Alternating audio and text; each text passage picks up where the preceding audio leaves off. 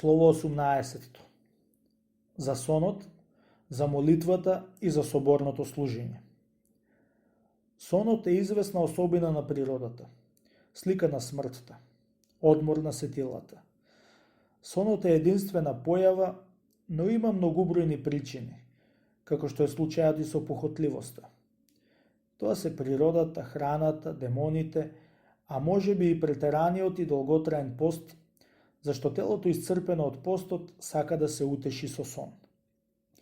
Пијанството се создава со навиката, исто така и претераното спиење.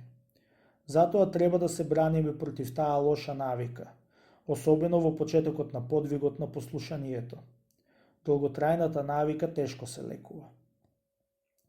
Да обрнеме внимание и ќе видиме дека невидливите непријатели се собираат тогаш кога на знакот на духовната труба почнуваат да се собираат браќата.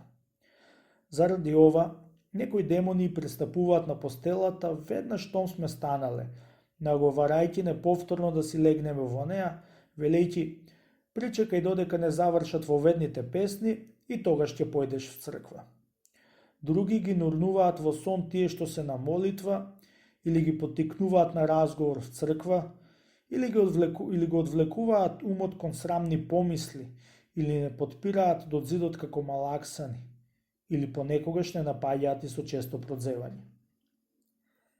Некои демони често за време на молитвата предизвикуваат смеја, за преку тоа да го разгневат Бога на нас.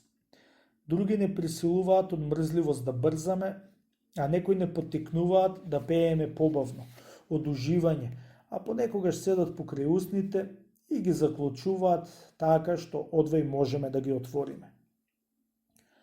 Но кој во длабочината на душата чувствува дека стои пред Бога на молитва, ќе биде неподвижен како столб и ништо од ова што погоре го набројавме нема да го изложи на подсмев.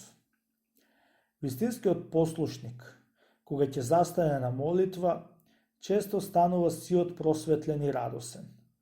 Искреното служење го подготвило и оспособило за тоа. Сите можат да се молат в црква заедно со останатите, но на многумина повеќе им одговара да се молат само со еден брат сроден по дух. Многу е мал бројот на оние што можат наполно осамено да се молат.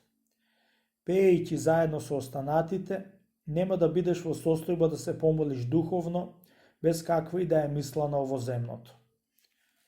Умот за време на богослужењето нека ти биде зафатен со размислување за слушаните зборови или пак со одредена молитва во очекување на следниот стих.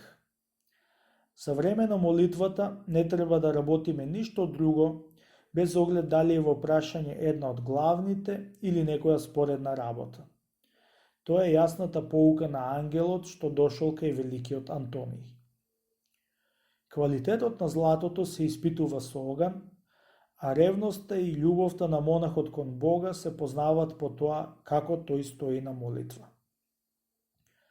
Оној што ја стекнал пофалната добродетел на молитвата, му се приближува на Бога и се повеќе се оддалечува од демоните.